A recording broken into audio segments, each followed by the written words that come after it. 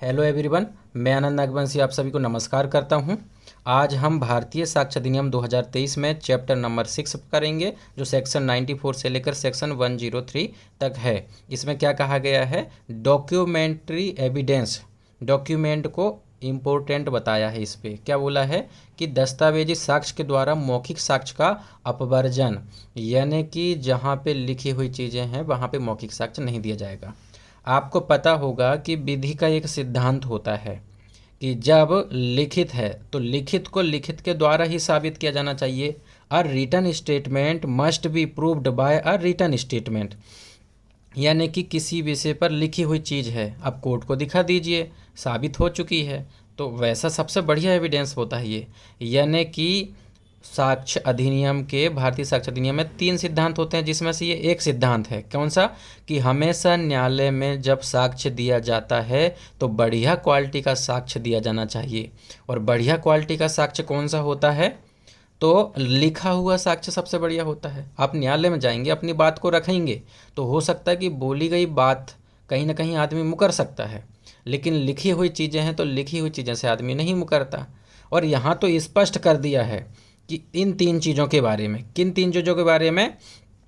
संविदा यानी कि कॉन्ट्रैक्ट, अनुदान, अनुदान को इंग्लिश में बोलते हैं ग्रांट, और संपत्ति का व्ययन यानी कि डिस्पोजिशन ऑफ दी प्रॉपर्टी। तो इस 3 मैटर में कहा गया है, केवल इन 3 मैटर की बात हो रही है, अदर मैटर अलग हैं, लेकिन इन 3 मैटर में कहा गया है कि लिखित चीज़ें हैं ये, या आपने लिखवा लिया है, मान लीजिए कि 100 रुपये से ज़्यादा की जब आप अचल संपत्ति या कोई संपत्ति बेचते हैं तो वो लिखित में होना चाहिए। अब आपने लिखित में करवा लिया, क्योंकि क्या कानून में बोला गया है कि लिखित में ही होना चाहिए। अब न्यायालय में उसको ले जाकर आप प्रूव कर सकते हैं। या मान लीजिए कि कोई चीज़ लिखित में आपने करा लिया है, या लॉ बोल रहा है लिखित में है, और जब लिखित में है तो उसको वैसे ही प्रूव करना है। आप बोल कर प्रूव मत करिए, क्योंकि उसकी उतनी वैल्यू नहीं होती है और न्यायालय में ग्राह्य भी नहीं होता है। तो इसी के बारे में यहाँ पे प्रोविज़न किया गया है। इसे समझने से पहले कुछ अच्छे इलस्ट्रेशन हम समझते हैं, फिर आगे धाराओं को एक एक क्लियर करेंगे और बड़ी आसानी से आपको सारी धाराएँ क्लियर होते जाएंगी। जैसे कि एक एग्जाम्पल मैंने बनाया है, मान लीजिए ए ने विक्रय की संविदा किया है 20 है। किसी भी चीज़ को बेचने की बात हो, यहाँ पे मैंने कार ले लिया, तो कार को बेचने की संविदा है, ए कार बेचेगा और बी कार खरीदेगा। तो न्यायालय में जब इस मैटर में कोई भी मामला आएगा न्यायालय में, तो न्यायालय में लिखित संविदा ही दिया जाएगा, जो इनके बीच में लिखित हुई है वही दिया जाना चाहिए, और बोल कर नहीं बताना है। संविदा जैसे 4 पेज की बनी है, 4 पेजों में शर्तें, अधिकार, दायित्व सब है कि आप इतना देना है, हम इतना लेंगे, तो ये सब चीज़ें क्लियर हैं। तो वो चारों पेजों को न्यायालय में लिया जाएगा और दिखाया जाएगा। या मान लीजिए कि संविदा 3 कॉपी, 3 मूल है। मूल का अर्थ क्या होता है? कि मुख्य कॉपी, 3 चीज़ें बनी हैं, 3 मूल कॉपी है। जैसे कि हम डिजर्टेशन फाइल बनाते हैं तो 3 कॉपी में बनाते हैं ना, तो वो 3 चीज़ें हैं, तो उसमें से किसी एक को प्रूव कर दिए, तो मान लो एक चीज़ को प्रूव कर दिए, तो बाकी 2 को प्रूव करने की ज़रूरत है क्या? सेम वही मैटर है ना, हर चीज़ तो वही है, तो बाकी को प्रूव करने की ज़रूरत नहीं है। तो जहाँ 3 मूल बनाई गई है तब उसमें से कोई एक दिया जाएगा। अब यहाँ डिजर्टेशन की बात नहीं है, आपको समझाने के लिए मैंने बताया है, इस बात को आप याद रखिएगा। जैसे कि सारी तीनों के तीनों सेम है और मूल ही है, सभी पर हस्ताक्षर है पक्षकारों की, तो एक प्रूफ कर दीजिए, 2 प्रूफ मान ली जाएगी। अच्छा क्या होगा जब यदि यहाँ तो ये है लिखित में थी, मान लीजिए कि जो एक के पास लिखित में थी, न्यायालय में कोई मामला चल रहा है, अब एक के पास वो है नहीं, जल गई, घर में आग लग गई थी, या किसी प्रकार से नष्ट हो गई, पानी में मिल गई, खराब हो गई, तो क्या होगा फिर वहाँ पे? तो यदि विक्रय संविदा है यही वाली, और ए के पास नष्ट हो गई है ये जो डॉक्यूमेंट है, दस्तावेज, तो गलती से खराब हो गया है, अब क्या किया जाए? तो द्वितीयक साक्ष्य दिया जाएगा वहाँ पे। द्वितीयक साक्ष्य मतलब उसकी आपके पास और कोई रखा है वही का वही कॉपी, तो वो चल जाएगा। तो द्वितीयक साक्ष्य कब दे सकते हैं? तो धारा 60 में बताया है, और 7 परिस्थितियां बताया है, कुछ अवस्थाएं हैं जिस पे कि द्वितीयक साक्ष्य दे सकते हैं। उसमें से सारी कंडीशन यहाँ पे अप्लाई नहीं होती है, क्योंकि मौखिक साक्ष्य की बात भी वहाँ पे है, यहाँ तो मौखिक साक्ष्य को रोकता है, तो वहाँ पे कुछ कंडीशन है, तो वो सारी पढ़ेंगे हम धारा 60 में। ये सारी कंडीशन दी हुई है धारा 60 में। और क्या कहा गया है कि मान लीजिए कि जो चीज़ आपको प्रूव करना आपके पास नहीं, दूसरे के पोजीशन में है, तो आप अपने पास जो है वो दूसरी कॉपी दिखा दीजिए, द्वितीयक साक्ष्य दे सकते हैं। और यदि मान लीजिए कि जो लिखित स्वीकृति के संबंधित है तो लिखित स्वीकृति को साबित कर दीजिए। संपत्ति नष्ट हो गई है तो वहाँ पे भी सेकेंडरी एविडेंस दे सकते हैं। जो चीज़ कोर्ट में आसानी से नहीं ले जा सकते वो भी कोर्ट में सेकेंडरी एविडेंस दे सकते हैं। पब्लिक डॉक्यूमेंट है तो वहाँ पे सर्टिफाइड कॉपी कोर्ट में दे सकते हैं। कोई लॉ से रिलेटेड है तो वो भी दूसरी कॉपी दे सकते हैं। कोई कलेक्शन में है उसमें से कुछ चीज़ें ही कोर्ट में प्रूव करना तो कुछ चीज़ें ही ले जाकर दिखा सकते हैं। तो ये कंडीशन दी गई है कि सेकेंडरी एविडेंस कब कब दे सकते हैं। इसी प्रकार से दृष्टांत डी पढ़ते हैं हम धारा का। तो ए नील का परिधान बी को लिखित संविदा के माध्यम से करता है और संविदा में वर्णन है कि बी ने अन्य अवसर पर मौखिक रूप से अन्य नील का मूल्य चुकाया था। बी ने अन्य अवसर पर, ए नील को परिधान करता है और बी उसके बदले में पैसे देता है, मगर ये मौखिक है। बी ने अन्य अवसर पर मौखिक रूप से पैसा दिया है, चुकाया है, तो इस बारे में वो साक्ष्य दे सकता है कि हाँ मैंने चुकाया था। और दूसरा कंडीशन, मौखिक साक्ष्य क्या पेश करते हैं कि संदाय इसने नहीं किया था, ये भी ग्राह्य होता है, तो इसे भी साक्ष्य दिया जा सकता है। इस कंडीशन में साक्ष्य दिया जा सकता है, मौखिक साक्ष्य। अब अगली कंडीशन, मान लीजिए बी द्वारा ए को पैसे दिए गए, किसने भी पैसे हो सकते हैं, बी द्वारा ए को पैसे दिए गए। अब ए को जब पैसा मिला तो ए ने धन की रसीद दिया बी को, ठीक है। अब मौखिक साक्ष्य दिया जा सकता है यहाँ पे किस चीज़ का, कि पेमेंट की गई थी और वो ग्राह्य होगी, उस बारे में ओरल एविडेंस बोलेंगे तो वो भी एक्सेप्ट किया जाएगा, क्योंकि जो आपकी चीज़ें हैं उससे रिलीवेंट ही है ये। लेकिन एक बात याद रखिएगा कि न्यायालय में यदि लेखबद्ध दस्तावेज थी, आपने दिखा दिया, क्योंकि लिखे के द्वारा ही साबित करना है, न्यायालय में साबित भी हो गया, तो अब उस चीज़ के बारे में ओरल एविडेंस नहीं देंगे। ए द्वारा संविदा कर रहा है, ए द्वारा 20 है, क्या संविदा की गई है कि ए एक कार देगा, बी बदले में 4 लाख रुपए देगा। अब वहाँ पे बी ने धमकी दिया है कार बेचने का। ये वाले एग्जाम्पल नहीं लेते, ये थोड़ा गड़बड़ है, यहाँ से करते हैं। ए ने बी से करार किया है और कार का इंजन खराब हो गया है, ठीक है। ए ने बी से संविदा किया कार खरीदने का और कार का इंजन खराब है। बी के द्वारा खरीदने से पहले पूछा गया कि कार का इंजन क्या ठीक है, तो ए ने कुछ भी नहीं कहा। मौन द्वारा स्वीकृति हो गई, क्योंकि चुप रहना भी बोलने के बराबर होता है, तो मान लिया जाएगा कि कार ठीक है। अब लिया गया और इंजन खराब निकल के बाद में तो माना जाएगा कि कपट हुई है कार खरीदने में। और जब फ्रॉड हुआ है तो फ्रॉड के बारे में भी आप बोलकर बता सकते हैं कि इसने मेरे साथ फ्रॉड किया है, ये डॉक्यूमेंट ही जो संविदा है वही गड़बड़ है, क्योंकि कार का इंजन गड़बड़ निकला है। तो ये चीज़ आप ओरल एविडेंस दे सकते हैं। आइए अब चलते हैं संविदाओं के प्रोविजन में, धाराओं के प्रोविजन में। चैप्टर 6 में कहाँ प्रोविजन है, चैप्टर 6 में 94 से 103 में है। क्या है, दस्तावेजी साक्ष्य द्वारा मौखिक साक्ष्य का अपवर्जन। इसमें कितने सेक्शन हैं, तो हमने 103 तक देख लिया है। पहला सेक्शन क्या बोलता है, 94। 3 ही चीज़ों की बात है, संविदा, अनुदान और संपत्ति के व्ययन। संविदा, अनुदान क्या होता है अभी हम इसको पढ़ेंगे। तो ये क्या है, सर्वोत्तम साक्ष्य होता, तो यहाँ पे लिखित ही देना पड़ता है, लिखित को लिखित द्वारा साबित करो, 94 में है। इसी प्रकार से 95 सेक्शन बोलती कि मौखिक करार के साक्ष्य का अपवर्जन। बोला जा रहा है कि जिन चीज़ों को 94 में साबित किया जा सका है और लिखित रूप से साबित कर दिया है, तो उस बारे में बोलकर कोई एविडेंस नहीं दीजिए, उसका खंडन मत करिए, उसमें हेर फेर मत करिए, तो यहाँ पे रोका गया है। और साथ में अपवादिक परिस्थितियाँ भी दी गया है जब आप ओरल एविडेंस दे सकते हैं। तो सीधा सीधा घुमा के नेगेटिव लैंग्वेज है यहाँ पे सारे, परंतु में अपवाद दिए गए हैं कि ओरल एविडेंस कब कब दे सकते हैं, तो उन्हें हम पढ़ेंगे अभी। इसी प्रकार से सेक्शन 96 और 97 प्रत्यक्ष संदिग्धता, जिसे पेटेंट एम्बिग्यूटी कहते हैं, ये प्री में आता है कि कौन कौन सी धारा में दिया गया है। तो अब धाराएं बदल गई है और 96 और 97 में पेटेंट एम्बिग्यूटी है, याद रखिएगा। लेटेंट एम्बिग्यूटी कहाँ पे है, अप्रत्यक्ष संदिग्धता 98 से लेकर 101 तक दिया गया है, ठीक। इसी बारे में अर्थहीन दस्तावेज कहाँ पे है, सेक्शन नंबर 98 में है। अनमीनिंग डॉक्यूमेंट, अब होता क्या है अभी एक एक समझेंगे अपन इसको। इसके बाद में 99 क्या कहता है, कई व्यक्तियों में से एक को लागू होता है, उन चीज़ों को पढ़ेंगे। Apply to only of several person, ये क्या चीज़ें हैं 99 में, अभी इसको पढ़ते हैं। भागता लागू होने वाली बात पार्टली सेक्शन 100 में दी गई है। और इसी प्रकार से न पढ़ी जा सकने वाली लिपि, इलिजिबल कैरेक्टर्स के बारे में सेक्शन 101 में दिया गया है। इसी प्रकार से बिल तीसरे व्यक्ति के निबंधनों में फेरफार कर सकता है, तो ये चीज़ कहाँ पे दी गई है, तो 102 में दिया गया है। और 103 कुछ नहीं कहता, बिल का अर्थ बताता है, उत्तराधिकार अधिनियम 103 में जो दिया गया वही होते हैं बिल। अब हम आते हैं धारा 94 में क्या प्रोविजन थे, पढ़ते हैं। लेखवत संविदाओं, अनुदानों और संपत्ति के व्ययों के बारे में है। क्या कह रहा है कि जबकि किसी संविदा, अनुदान ये तीनों को किसी अन्य व्यय के निबंधन दस्तावेज के रूप में लेखवत कर लिए गए हैं, मतलब लेखवत किया है आपने, या जब विधि या कोई दस्तावेज लेखवत किया गया है, विधि ही कह रही है कि ये लिखित होना चाहिए, तो वहाँ आपने लिखित किया हो, या तो लेखवत कर लिया या विधि ने कहा ये लेखवत किया, दोनों ही कंडीशन में लेखवत है। तो ऐसी संविदा, अनुदान ये तीनों को, निबंधनों को और ऐसी बातों को साबित किए जाने के लिए स्वयं उस दस्तावेज के अलावा कोई और साक्ष्य नहीं दिया जाएगा, या फिर जहां द्वितीयक साक्ष्य दे सकते हैं वहां द्वितीयक साक्ष्य दे सकते हैं। अभी मैंने कंडीशन बताया था सेकेंडरी एविडेंस देने की, तो यही बात यहाँ पे लिखी गई है।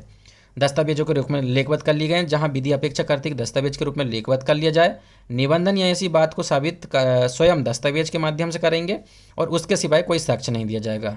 हाँ, एक कंडीशन ये है कि जहाँ सेकेंडरी एविडेंस देने की कंडीशन है, जैसे मैंने बताया था संपत्ति नष्ट हो गई है तो वहाँ पे द्वितीयक साक्ष्य देने की कंडीशन है, तो वहाँ पे दे सकते हैं, उसके अलावा कोई भी एविडेंस नहीं दिया जाएगा। इस धारा के दो अपवाद हैं जो यहाँ दिए गए हैं। क्या है? किसी अधिकारी की नियुक्ति हुई है तो उस अधिकारी की नियुक्ति हुई तो नियुक्ति पत्र होता है, न्यायालय में दिखा दिया। अब न्यायालय में दिखा दिया है, अब वो न्यायालय में बोलेगा नहीं कि इसे साबित करो, इसे साबित करने की आवश्यकता नहीं होती है। जबकि विधि द्वारा यह अपेक्षित है कि किसी लोक अधिकारी की नियुक्ति लिखित रूप में हो, और जब यह दर्शित किया गया है कि किसी विशिष्ट व्यक्ति ने ऐसे अधिकारी के नाते कार्य किया है, तब उस लेख जिसके द्वारा नियुक्त किया गया था साबित किया जाना जरूरी नहीं है। एक लाइन में याद रखिए कि लोक अधिकारी की नियुक्ति हुई है, वहाँ पर उस लेख को साबित किया जाना आवश्यक नहीं है। दिखा दीजिए लेख, लेकिन साबित करने की आवश्यकता नहीं है उसे। इसी प्रकार बिल मतलब होता है वसीयत, मरने से पहले कोई व्यक्ति लिखता है, तो वसीयत में भारत में प्रोबेट मिला है तो वो प्रोबेट द्वारा साबित होंगे। मान लो कि कोई व्यक्ति मर गया है और मरने के पहले उसने कुछ लिख कर मर गया कि किसे देना है या नहीं लिखा है, वहाँ पे जो संपत्ति मरे हुए व्यक्ति की है वो अब कुछ लोगों को जाएगी परिवार के, तो जाने से पहले न्यायालय एक अधिकारी को चयनित करता है या उसी में से किसी एक व्यक्ति को निष्पादक बोलते हैं। वो व्यक्ति के पास संपत्ति रहती है और उसके बाद में वो किसको जानी है वो क्लियर किया जाता है, किसको कितना पैसा मिलना, किसको कितनी ज़मीन मिलना है। तो जहाँ पे बिलों को भारत में प्रोबेट मिल गया है तो वहाँ पे वो प्रोबेट के माध्यम से साबित की जाएंगी। फिर ये भी हम पढ़ चुके हैं। दूसरा पहला स्पष्टीकरण, 3 स्पष्टीकरण है, 3 स्पष्टीकरण दिए गए हैं, अपवाद 2 थे, अब 3 स्पष्टीकरण क्या कहते हैं? एक ही दस्तावेज में है कई सारी चीज़ें। क्या लिखा है? यह धारा उन दशाओं में जिनमें कि निर्दिष्ट संविधान, अनुदान ये तीनों एक ही दस्तावेज में अंतर्विष्ट हैं, तथा उन सब दशाओं में जिनमें से एक से अधिक दस्तावेजों में अंतर्विष्ट हैं, सभी को बराबर रूप से लागू होंगे। दूसरा कंडीशन क्या है? जहाँ एक से अधिक मूल है वहाँ केवल एक मूल को साबित करना, ये भी मैंने अभी बता दिया थोड़ी देर पहले ही, तो ये भी हो गया क्लियर। तीसरा, इस धारा में निर्दिष्ट तथ्यों से भिन्न किसी तथ्य का किसी दस्तावेज में कथन उसी तथ्य के बारे में मौखिक साक्ष्य की ग्राह्यता का प्रवारण नहीं करेगा। जिसके द्वारा हमने अभी पढ़ा था ना कि वो रसीद देता है, बी द्वारा दिए गए धन की रसीद बी को ए देता है, अब संदाय का मौखिक साक्ष्य पेश किया जाता है, यह साक्ष्य में ग्राह्य होता है। तो यही कह रहा है कि मौखिक साक्ष्य को ग्रहण करने से नहीं रोका जाएगा, मौखिक साक्ष्य ग्रहण किया जाएगा। घुमा के लिखा है नेगेटिव लैंग्वेज। चलिए अब हम पढ़ते हैं सेक्शन नंबर 95। ये क्या कहती? मौखिक करार के साक्ष्य का अपवर्जन। मौखिक करार के साक्ष्य का अपवर्जन, अभी 94 में हमने क्या पढ़ा था कि जो चीज़ लिखित है लिखित के द्वारा साबित करना है, चलो भाई उसी के हिसाब से हमने साबित कर दिया, न्यायालय में एविडेंस दिया, वो चीज़ साबित हो गई है। तो धारा 95 कहती है कि जो चीज़ 94 में साबित हो चुकी है, 94 में साबित हो चुकी है, तो अब उस विषय में कोई भी ओरल एविडेंस कोई नहीं देगा। कौन नहीं देगा? तो 2 व्यक्ति यहाँ पे, पक्षकार नहीं देंगे अब और हित प्रतिनिधि नहीं देंगे। तो पक्षकार या हित प्रतिनिधि के बीच में करार है तो उसको मौखिक करार को ग्रहण नहीं किया जाएगा, नहीं देने दिया जाएगा। ठीक है। अब कोई भी साक्ष्य ग्रहण नहीं होगा तो क्या क्या किस किस, पहला तो ये हो गया कि पक्षकार और हित प्रतिनिधि मौखिक करार नहीं देंगे। दूसरा हो गया कि कोई भी साक्ष्य ग्रहण नहीं किया जाएगा। मौखिक साक्ष्य कौन सा? दस्तावेजी साक्ष्य जो साबित हो चुका है 94 में, उसे खंडन करने के लिए, फेरफार करने के लिए, या उसमें जोड़ने के लिए, या कुछ घटाने के पर्पस से, कुछ भी आप करना चाहते हो इन चारों में से तो आप नहीं दे सकते हैं। लेकिन इसका अपवाद दिया गया है, याद रखिएगा, ये पक्षकार और हित प्रतिनिधि को रोक रहा है, यानी कि थर्ड व्यक्ति को नहीं रोकता है। तो ये अपवाद कहाँ दिया गया है? अपवाद स्वरूप सेक्शन 102 है इसकी, उसमें बोल रहा है कि थर्ड व्यक्ति पे अगर प्रभाव पड़ेगा तो वो साबित कर सकता है, सबूत दे सकता है मौखिक साक्ष्य का, या वो बता सकता है कि इसके अलावा और करार हैं, मौखिक करार के बारे में वो बता सकता है। 102 क्या बोलता है, दस्तावेज के निबंधनों में फेरफार करने वाले करार का साक्ष्य कौन दे सकेगा? वे व्यक्ति जो किसी दस्तावेज के पक्षकार या उसके हित प्रतिनिधि नहीं हैं, ऐसे किन्हीं भी तथ्यों का साक्ष्य दे सकेंगे। क्या नहीं होना चाहिए? पक्षकार ना हो और हित प्रतिनिधि, यानी कि तीसरा व्यक्ति जो दस्तावेज के निबंधनों में फेरफार करने वाले किसी समकालीन मतलब उसी समय के करार को दर्शित करने की प्रवृत्ति रखेगा। जब आपने संविदा किया था या जो भी किया था तो उससे संबंधित उसी समकालीन करार को दिखा सकता है। ठीक, जैसे यहाँ पे इलस्ट्रेशन लिखा है, ए और बी के बीच में संविदा हुई थी। ए को कुछ कपास दिया जाएगा, बी बेचेगा उसको, जिसके लिए सब कपास के परिधान पर संविदा में पैसे दिए जाएंगे। उसी समय वे एक मौखिक करार करते हैं कि ए को 3 माह का प्रत्यय दिया जाएगा। मौखिक करार है ये। अब ए और बी के बीच में है, तथ्य दर्शित नहीं किया जा सकता, किंतु यह सी के हित पर प्रभाव डाल रहा है। मान लो सी का भी कोई हित है, मान लो सी को भी कोई पैसे मिल रहे हैं इस संविदा में, अगर उसका नुकसान होगा तो वो ये दर्शित कर सकता है क्या? मौखिक करार को, उनके बीच जो बाद में हुआ था कि 3 माह का प्रत्यय दिया जाएगा। इस चीज़ को थर्ड पर्सन प्रूव कर सकता है, पक्षकार नहीं प्रूव कर सकते हैं। याद रखिएगा ये जनरल कंडीशन है, पैरा 1 में दिया गया है। जबकि किसी संविदा अनुदान या संपत्ति के अन्वयन, यानी कि ये 3 चीज़ें हैं, याद रखिएगा। या किसी बात को जिसके बारे में विधि द्वारा अपेक्षित है कि वह लेखवत रूप से हो, लेखवत की जाए, लेखवत थी और 94 में साबित किया जा चुका है, तब ऐसी लिखत के पक्षकारों या उनके हित प्रतिनिधि के बीच में किसी मौखिक करार या कथन का कोई भी साक्ष्य निबंधनों का खंडन करने, उनमें फेरफार करने या जोड़ने या घटाने के लिए नहीं दिया जाएगा। ये बातें इतनी लिख लिया है मैंने, ठीक है। अब यहाँ से परंतुक हैं 7 परंतुक। ये परंतुक 7 कहते हैं कि 7 परिस्थितियाँ हैं जब मौखिक करार दे सकते हैं। सीधी सीधी बात है कि 95 में मौखिक करार दे सकते हैं, बस जनरल कंडीशन ये याद रखना है, ठीक है। अब एक एक करके पढ़ते हैं। तो यहाँ पे क्या हो गया? पहला, ऐसा कोई तथ्य साबित किया जा सकेगा जो किसी दस्तावेज की अविधिमान्य बना दे। मान लो कि कोई डॉक्यूमेंट है, कपट हुआ था, फ्रॉड हुआ था, जैसे अभी इलस्ट्रेशन बताया था, तो अपन बता देंगे कि जो डॉक्यूमेंट प्रूव हुई है 94 में वो खुद फ्रॉड है, वो गलत है, तो उस चीज़ को प्रूव किया जा सकता है। तो पहला क्या हो गया? दस्तावेज अविधिमान्य बना दे, जो किसी व्यक्ति को तत्व संबंधी डिक्री या आदेश का हकदार बना दे, ठीक है। अविधिमान्य है और किसी को हकदार बन गया है तो अपन इसका साक्ष्य दे सकते हैं। या कपट हुआ था तो कपट बताएंगे, अभित्रास हुआ था, अवैधता बताएंगे कि ये वैध नहीं है, सम्यक ठीक ढंग से निष्पादन नहीं होता वो बताएंगे, ठीक है। संविदाकारी पक्षकार में सामर्थ्य का अभाव है, वो समर्थ ही नहीं है, बच्चा है जैसे कि, तो वो बताएंगे। प्रतिफल का अभाव है, क्योंकि हमेशा प्रतिफल के बिना करार शून्य होता है। धारा 25 संविदा अधिनियम में कहा गया है कि प्रतिफल के बिना करार शून्य होता है, हमेशा प्रतिफल होना जरूरी है। या फिर निसफलता या विधि द्वारा तथ्य भूल है, तो ये सारी चीज़ें प्रूव कर सकते हैं। कब? जब दस्तावेज अविधिमान्य बनाने वाली हमारी बात में दम है तो हम ओरल एविडेंस दे सकते हैं। पहली कंडीशन अंडरलाइन करिएगा, अविधिमान्य। अब दूसरा कंडीशन क्या है? अब दूसरा परंतुक ये हमने लिख लिया है तथ्य के बारे में, इसे आप स्क्रीनशॉट भी ले सकते हैं अगर चाहें तो, ठीक है। दूसरा है दस्तावेज मौन है। मौन यानी कि करार हो गया है, जिस बात में करार हुआ वो तो ठीक है, डॉक्यूमेंट में सब है, लेकिन कुछ एक विषय जिसके बारे में दस्तावेज में कोई बात नहीं लिखी है, यानी कि दस्तावेज के अलावा कोई बात है मौखिक, तो उस चीज़ को प्रूव कर सकते हैं। क्या लिखा है? दस्तावेज मौन है, जो उसके किसी निबंधनों से असंगत नहीं है, जो प्रोविजन है डॉक्यूमेंट के उसी से मेल खा रहे हैं। किसी पृथक मौखिक करार का अस्तित्व साबित किया जा सकेगा। इस पर विचार करते समय यह परंतुक लागू होता है या नहीं, न्यायालय दस्तावेज की प्रारूपता की मात्रा पर ध्यान रखेगा। यह न्यायालय के ऊपर डिपेंड करता है। अब आते हैं परंतुक तीसरा, जब हम मौखिक साक्ष्य दे सकते हैं, तो यह भी कि ऐसे किसी संविदा अनुदान या संपत्ति के व्ययन के अधीन कोई बाध्यता संलग्न हो। पूर्वभाव शर्त, अंडरलाइन करिएगा, पूर्वभाव शर्त। पूर्वभाव शर्त यह होती है कि संविदा करने के पहले कोई करार हुआ था मौखिक, पूर्वभाव शर्त थी कि हम करार में जो बात है उसको पूरा तभी करेंगे जब आप हमारी बात को मानेंगे, तो ये पूर्वभाव शर्त कहते हैं। तो पूर्वभाव शर्त गठित करने वाले किसी पृथक मौखिक करार का अस्तित्व दर्शाया जा सकता है। तो पूर्वभाव है थर्ड वाले इसमें, और पाश्चिक इसमें पूर्व है, इसमें पाश्चिक करार है, तो दोनों में पूर्वभाव और पाश्चिक दोनों की याद रखिएगा। अब पाश्चिक पढ़ते हैं। पाश्चिक क्या है?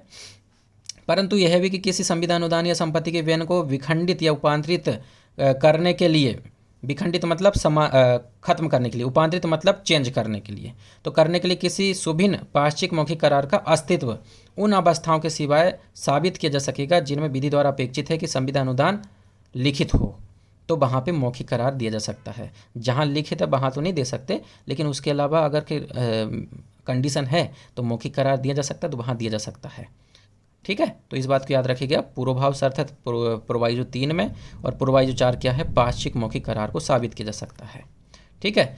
और अगर रजिस्ट्रीकरण से संबंधित है तो जिनमें दस्तावेज के रजिस्ट्रीकरण के बारे में तत्समय विधि के अनुसार उसका रजिस्ट्रीकरण किया जा चुका है, तो रजिस्ट्रीकरण हो गया, तो वहाँ पे मौखिक करार पूर्वपाक्षिक मौखिक करार को साबित नहीं कर सकते हैं, क्योंकि अब तो ज़मीन चली गई ना। ठीक है, याद रखिएगा यहाँ पे।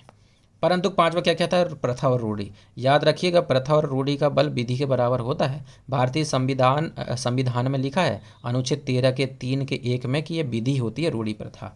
ये जोड़कर बता रहा हूँ, उसका संबंध इससे थोड़ा अलग बातें हैं, लेकिन मैंने जोड़ के बताया। यहाँ क्या है, परंतु यह भी कि कोई प्रथा या रूढ़ी जिसके द्वारा किसी संविदा में अभिव्यक्त रूप से वर्णित होना होने वाली प्रसंगतियाँ उस प्रकार की संविदाओं में प्रायः उबाप्त रहती है, साबित की जा सकेगी। प्रथा या रूढ़ी, मान लीजिए कि और ये भी के बीच में करार हुआ है कि ये चीज़ को पहुंचाना है। अब मान लीजिए कि सुबह सुबह कोई उधारी में नहीं देता है, ये प्रथा है ना, हमारे यहाँ चलन है, तो उस चीज़ को साबित किया जा सकता है। बस इतना याद रखना कि संविदा से विरुद्ध नहीं होना चाहिए। संविदाओं को उस प्रकार संविदाओं से प्रायः उपाब्ध रहती साबित की जा सकेगी, ये भी हो जाएगा। लेकिन ये बात याद रखना है कि संविदा के अभिव्यक्त निबंधनों के विरुद्ध नहीं होना चाहिए वो, और असंगत भी नहीं होना चाहिए वो।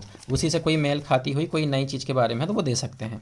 लास्ट परंतु सेवन क्या बोलता है, परंतु यह भी कि कोई तथ्य जो दर्शित करता है कि किसी दस्तावेज की भाषा वर्तमान तथ्य को किस प्रकार लागू होती है, साबित किया जा सकता है। भाषा के बारे में कि दस्तावेज की भाषा वर्तमान तथ्य को किस प्रकार लागू होती है, साबित कर देंगे। तो यहाँ पे इतनी चीज़ें याद रखना है। पहले में था दस्तावेज अविधिमान, दूसरे में मौन, तीसरे में पूर्वाभाव शर्त, चौथे में पाक्षिक करार, पाँचवें में प्रथा रूढ़ी, और छठा में संविदा के अभिव्यक्त निबंधनों के विरुद्ध में है या असंगत है, और सातवां है भाषा वर्तमान तथ्य को किस प्रकार लागू हो रही है। इसका भी हम अभी पढ़ेंगे, एग्जाम्पल बताऊंगा। यहाँ पे दृष्टांत साबित नहीं करने वाला, साबित नहीं किया जाएगा मतलब जनरल प्रोविजन बता रहा है, तो इलस्ट्रेशन ए, बी और इलस्ट्रेशन सी, ये तीन चीज़ें हैं जो साबित नहीं करने के बारे में। हम एक इलस्ट्रेशन पढ़ लेते हैं, सी वाला। क्या कहा गया है कि रामपुर चाय संपदा नामक एक संपदा किसी विलेख द्वारा बेची जाती है। ये संपदा को बेचा जा रहा है, कहाँ पे, रामपुर में, जिसमें कि विकृत संपत्ति का मानचित्र अंतर्विष्ट है। बेचते समय हमने बताया है कि ज़मीन है, इतनी है, सब दिखाया है। और यह तथ्य कि मानचित्र में ना दिखाई गई भूमि सदैव संपदा का भाग मानी गई है। हम बोल रहे हैं कि इस भूमि से जुड़ी हुई एक और चीज़ है जो इसी से जुड़ी हुई है, ये भी हम खरीद रहे हैं। क्या, मानचित्र में न दिखाई गई भूमि सदैव संपदा का भाग है, तो उस विलेख द्वारा उसका अंतरित होना अभिप्रेत है, साबित नहीं कर सकते हैं। जब लिखा हुआ है संविदा में कि इतनी ज़मीन बेच रहे हैं, तो आप क्यों बोल रहे हो कि साइड वाली भी चाहिए? भाई जितना बोला गया उतना ही प्रूव करना है। तो वही चीज़ यहाँ पे बोल रहा है कि साबित नहीं कर सकते हैं अब आपकी, हमें और भी चाहिए है। एक इलस्ट्रेशन यहाँ पे ये वाला पढ़ लेते हैं हम। क्या है, बी को ए एक घोड़ा बेचता है, ए को घोड़ा बेचा गया है, किसने बेचा है, बी ने, और मौखिक वारंटी देता है कि वह अच्छा है। क्या बोला, मुंह से बोलकर, लिखित में नहीं बोला, मुंह से बोला कि बहुत बढ़िया है, खरीद लो। अब बी को ए इन शब्दों को लिखकर एक कागज पर देता है। बी को ए ने इन शब्दों को लिखकर कागज में दिया। क्या शब्द लिखा है कि ए से 30,000 रुपये में एक घोड़ा खरीदा, खरीदने वाले ने ये लिखा है। तो बी मौखिक वारंटी साबित कर सकता है कि घोड़ा अच्छा है। ठीक है, बी को ए एक घोड़ा बेचता है और मौखिक वारंटी देता है कि वह अच्छा है, तो वह इस चीज़ को साबित कर सकता है। इसी प्रकार एक इलस्ट्रेशन है ये जा वाला। इसमें क्या कहा गया है, बासा मतलब कि आवास स्थान होता है, इसका मतलब बासा लिखा यहाँ पे। तो बी को एक बास स्थान ए भाड़े पर देता है, मतलब घर भाड़े में दे रहा मान लो, और एक कार्ड देता है जिसमें लिखा है कमरे 10 रुपये प्रति माह, एक माह का 10 रुपये लेंगे। और ए यह मौखिक करार साबित कर सकेगा कि इन निबंधनों के अंतर्गत भागता भोजन भी था। करार भाड़े पर किसने लिया है, ए ने लिया है, दिया किसने, बी ने। यहाँ क्या बोल रहा है, ए यह मौखिक करार साबित कर सकता है कि इन निबंधनों के अंतर्गत भागता भोजन भी था, यानी कि रहने के साथ साथ भोजन भी दोगे, ये मौखिक करार साबित करना चाहता है। अब बी का आवास ए 1 वर्ष के लिए भाड़े पर लेता है, ठीक है, और उनके बीच अधिवक्ता द्वारा तैयार किया गया स्टाम्पित करार किया जाता है। वह करार भोजन देने के विषय में मौन है। अब उसमें तो कुछ लिखा नहीं है भोजन के बारे में, ये 1 वर्ष के लिए जो है उसमें, तो ये साबित नहीं कर सकेगा कि मौखिक तौर पर उस पर निबंधन के अंतर्गत भोजन देना भी था, क्योंकि अब नहीं लिखा गया, पहले लिखा हुआ था, बाद में 1 वर्ष के लिए भाड़े में लिया तब नहीं लिखा हुआ था, तो वहाँ पे नहीं दे सकते। अब आई वाला इलस्ट्रेशन देखते हैं। बी से शोध्य ऋण मतलब चुकाने, शोध्य ऋण का मतलब होता है जो पैसे, जैसे कि मैंने आपको 10,000 दिया है, अब मैं आपसे लूँगा तो वो शोध्य ऋण माना जाएगा। तो बी से सौदे ऋण के लिए धन की रसीद भेजकर ऋण चुकाने का ए आवेदन करता है। ठीक है, ए बोल रहा है कि पैसे चुका दो, बी रसीद रख लेता है और धन नहीं भेजता। उस रकम के लिए बाद में ए इसे साबित कर सकता है कि हाँ, ये एविडेंस दे सकता है कि ऐसी ऐसी बातें हुई थी और पैसे लेना है, ओरल एविडेंस। ये हमारा हो गया डॉक्यूमेंट के बारे में, संविदा, अनुदान और संपत्ति के व्यंग्य से संबंधित। अब हमारा आता है मेन प्रोविजन अगला, जो कि 96 से लेकर 103 तक है। इसमें संदिग्धता के बारे में प्रोविजन किया गया है। संदिग्धता का क्या अर्थ होता है, तो कि मान लो कि कोई चीज़ देखकर ही गड़बड़ लग रही है तो वो डायरेक्ट संदिग्धता है। अब दिख तो नहीं रही है लेकिन फिर भी कुछ गड़बड़ी है तो वो अप्रत्यक्ष संदिग्धता मानी जाएगी। तो धारा 97 और 96 प्रत्यक्ष संदिग्धता से संबंधित है। ठीक है, अब यहाँ पे देखना है धारा 96 क्या कहती है, याद रखिएगा। संदिग्धता, प्रत्यक्ष संदिग्धता 96 और 97 में, और अप्रत्यक्ष संदिग्धता जिसे लेटेंट एम्बिग्यूटी कहते हैं 98, 99, 100 और 101 में है। अब पढ़ते हैं 96 पहली सेक्शन संबंधित है संदिग्धार्थ दस्तावेज को स्पष्ट करने, उसका संशोधन करने के साक्ष्य को नहीं दिया जाएगा। यहाँ पे क्या लिखा है, साक्ष्य देने से एक्सक्लूजन ऑफ एविडेंस। जब भाषा संदिग्धार्थ है, भाषा यानी कि त्रुटिपूर्ण है, तब साक्ष्य नहीं दिया जा सकेगा। दो कंडीशन है, भाषा संदिग्ध है, भाषा त्रुटिपूर्ण है। कैसे पता चलेगा कि जो भाषा है वो संदिग्ध है या भाषा जो है त्रुटिपूर्ण है? सबसे बढ़िया इलस्ट्रेशन है ये वाला, पहला वाला। इसमें क्या लिखा हुआ है कि बी को 1 लाख रुपए या 50 लाख रुपए में एक घोड़ा बेचने का लिखित करार करता है। यह दर्शित करने के लिए कि कौन सा मूल्य दिया जाना साक्ष्य नहीं देंगे। मान लो ए ने बोला कि मैं आपको 10 लाख या 1.5 लाख, 1 लाख या 1.5 लाख रुपए दूंगा, आप घोड़ा दे दो, तो ये तो कॉन्ट्रैक्ट हो गया। लेकिन अब ये कोर्ट में नहीं बताएगा कि नहीं मैं तो 1 लाख की बात कर रहा था। कोर्ट बोलेगा चुप, अब हम देखेंगे क्या मामला है। तो यहाँ पे साक्ष्य नहीं देने दिया जाएगा। क्यों? क्योंकि डायरेक्ट दिख रहा है संदिग्धता है और अब आप उसे क्लियर नहीं कर सकते हो, न्यायालय में नहीं करेंगे। तो यही है, भाषा संदिग्ध है या भाषा त्रुटिपूर्ण है, इसे भी यही कहते हैं। अब आता है दूसरा प्रत्यक्ष संदिग्धता का एग्जाम्पल, विद्यमान तथ्यों को दस्तावेज के लागू होने के विरुद्ध में साक्ष्य। तो ये कहता क्या है, मान लीजिए बी को ए रामपुर में 100 बीघे वाली संपदा बिल्ली बेचता है, ए के पास में रामपुर में 100 बीघे वाली संपदा है। यह साक्ष्य नहीं दिया जा सकेगा कि विक्रयात संपदा कहीं और है। मान लो मैं भोपाल की कोई ज़मीन बेच रहा हूँ, भोपाल में मेरे पास ज़मीन भी है। अब मैं बाद में कहना चाह रहा हूँ नहीं, मैं भोपाल वाली ज़मीन की बात नहीं कर रहा था, तो ऐसा साक्ष्य नहीं दे सकते हैं। जब सब चीज़ें क्लियर है तो उसके विरुद्ध में साक्ष्य क्यों दे रहे हो? तो इसे भी रोका गया है। तो ये 97 में कहा गया है। बाकी ये डायग्राम तो अभी हम पढ़ चुके हैं कि अप्रत्यक्ष संदिग्धता कहाँ कहाँ है। अब उसे हम एक एक करके पढ़ते हैं। ठीक है, क्या कहा गया है यहाँ पे? तो पहला है 98, विद्यमान तथ्यों के संदर्भ में अर्थहीन दस्तावेज। अर्थहीन दस्तावेज को अंडरलाइन करिए। क्या है इसमें? दस्तावेज में प्रयुक्त भाषा तो स्पष्ट है किंतु विद्यमान तथ्य पर अर्थहीन है। साक्ष्य दिया जा सकेगा और सब में साक्ष्य देते हैं। अब 98 से सब में साक्ष्य दे सकते हैं। तो साक्ष्य दिया जा सकेगा और किस भाव में प्रयुक्त किया गया है। मान लो कि ये एग्जाम्पल जो बनाया, ए घर बेच रहा है बी को भोपाल का, और ए का भोपाल में गृह नहीं है, घर नहीं है। ठीक है, किंतु उसका विदिशा में है घर।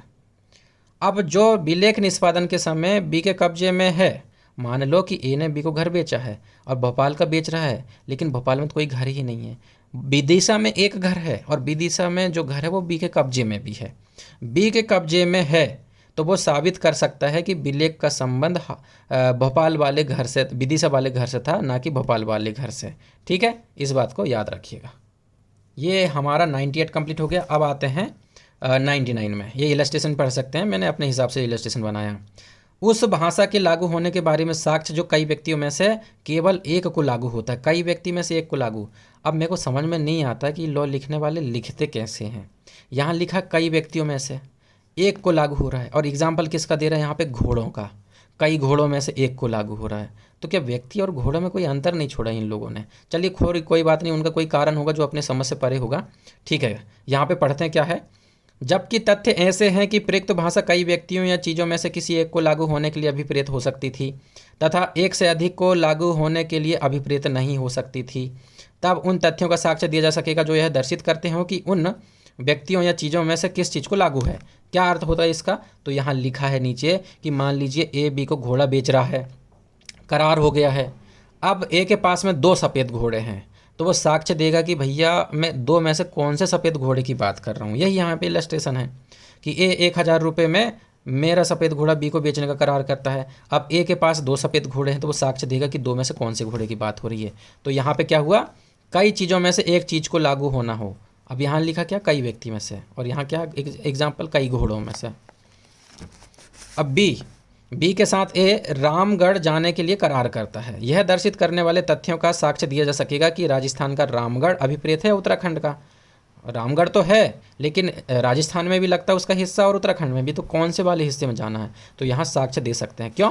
क्योंकि कई चीज़ों में से एक चीज़ को लागू होना है, कई व्यक्तियों में से एक को लागू होना है। अब आता है धारा 100। क्या कहता है धारा 100? तथ्यों के 2 संवर्गों में से, मतलब भागता भागता की बात है। भागता भागता का क्या अर्थ हुआ? एग्जाम्पल मैं समझाता हूँ, 1 मिनट रुकिए। मान लीजिए कि मेरी एक ज़मीन है, एक ही एक ज़मीन है भोपाल में, ठीक है। भोपाल में है, किसके पोजीशन में है वो ज़मीन? बी नाम के व्यक्ति के पोजीशन में है। अब यहाँ पे क्या लिखा हुआ है इलस्ट्रेशन में कि बी को मेरी भोपाल में हुआ क्या, इलस्ट्रेशन में एक ही ज़मीन है भोपाल में, बी के कब्जे में है। ये सोचकर उसने ए ने ज़मीन को बेचने का करार कर लिया कि जो बी के कब्जे में ज़मीन है उसे मैं बेचने का करार करता हूँ। और असल में बाद में पता चला कि बी के पास जो ज़मीन है वो भोपाल में नहीं है, वो तो विदिशा है ज़मीन। हालांकि एक ही ज़मीन भोपाल में है लेकिन वो सी नाम के व्यक्ति के पास है, और जो ज़मीन है बी की ज़मीन जो है वो ये वाली नहीं है, वो ये वाली ज़मीन है जो कि विदिशा में है। तो अब यहाँ पे साक्ष्य दिया जा सकेगा कि भैया आपने बोला था, तो अब बताओ भोपाल वाली ज़मीन है या फिर कोई और दूसरी विदिशा वाली ज़मीन है? विदिशा वाली है, भोपाल वाली। तो यहाँ पे क्या लिखा हुआ है, बी को मेरी भोपाल में स्थित मेरी भा में स्थित माँ के कब्जे अधिभोग में भूमि बेचने का करार करता है। ए के पास में भा में स्थित भूमि है किंतु वह माँ के कब्जे में नहीं है, तथा उसके पास माँ के कब्जे वाली भूमि है किंतु वह भा में स्थित नहीं है। भा से समझ लो भोपाल। यह दर्शित करने के लिए तथ्यों का साक्ष्य दिया जा सकेगा कि उसका अभिप्राय कौन सी भूमि का है। तो यहाँ पे 2 चीज़ों को पूरी लागू नहीं हो रही है, तो भोपाल की बात हो जाए या विदिशा की बात, आधी आधी लागू हो रही है, तो वहाँ पे साक्ष्य दे सकते हैं। तो याद रखिएगा, अंडरलाइन कर लो 2 संवर्ग, और भागता भागता वर्ड को भी याद रखो यहाँ पे। धारा 101 क्या कहती है? ना पढ़ी जा सकने वाली लिपि आदि के बारे में अर्थ बताएंगे कि क्या है इसका अर्थ। ना पढ़ी जा सकने वाली, मान लो कि मैंने कहा कि मेरे पास जितनी भी मूर्तियां हैं इस रूम में सब कुछ मैं आपको दे रहा हूं, तो अब मैं यहाँ पे स्पष्ट करूँगा कि मूर्ति के साथ साथ मूर्ति बनाने के औजार भी देना है या नहीं। तो यही इलस्ट्रेशन है कि ए एक मूर्तिकार ए मेरी सारी सब प्रतिमाएं बी को बेचने का करार करता है। ए के पास प्रतिमान और प्रतिमा बनाने के औजार भी हैं। यह दर्शित करने के लिए कि वह कैसे किसे बेचने का अभिप्राय कर रहा है साक्ष्य दे सकता है कि केवल प्रतिमाएं बेचेगा या उसके साथ हथियार भी। तो ना पढ़ी जा सकने वाली लिपि आदि के अर्थ के बारे में ये तो एक एग्जाम्पल है, इसमें और भी बहुत सारी चीज़ें आती हैं। ऐसी लिपि का जो कि ना पढ़ी जा सकती हो, सामान्यतः समझी ना सकती हो, विदेशी हो, अप्रचलित हो, चलन में नहीं है, ऐसी भाषा है, तकनीकी है, स्थानिक है, क्षेत्रीय शब्द हैं, तो उनके अक्षर और क्या भाव हैं उनके शब्दों के, तो ये भी साक्ष्य दे सकते हैं कि क्या होता है। जैसे एक बांग्लादेश का किसी भी व्यक्ति की भाषा अलग होती है, उनका अर्थ दर्शाने के लिए, या कोई अलग भाषा बोलता है उनका अर्थ क्या होता है वो बताया जा सकता है। अब ये रह गया 95 के साथ जो हमने पढ़ा था अपवाद के रूप में, क्या था?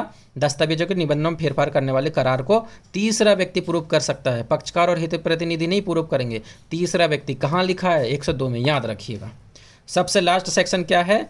बिल के मामले में बिल का प्रोविजन कहाँ है? उत्तराधिकार अधिनियम पर, उस पर प्रभाव नहीं डालती है, वहाँ जो डिफाइन है वही है। तो इस अध्याय की कोई भी बात बिल का अर्थ लगाने वाले के बारे में भारतीय साक्ष्य अधिनियम 1925 के किन्हीं भी उपबंधों पर प्रभाव डालने वाली नहीं समझी जाएगी, वो जैसे प्रोविजन वही रहेंगी। अब हम कल अगला चैप्टर 4 करेंगे, भाग 4 और अध्याय 7, साक्ष्य का पेश किया जाना और उनका प्रभाव, तो इसके बारे में प्रोविजन करेंगे। आप सभी अगर लेक्चर अच्छा लगता है तो आप लाइक किया करें, थोड़ा सा कमेंट किया करें, ताकि आप बताया करें अगर आपको कोई सब्जेक्ट पढ़ना है या कोई प्रोविजन करना है तो। बाकी आप सभी को बहुत बहुत धन्यवाद।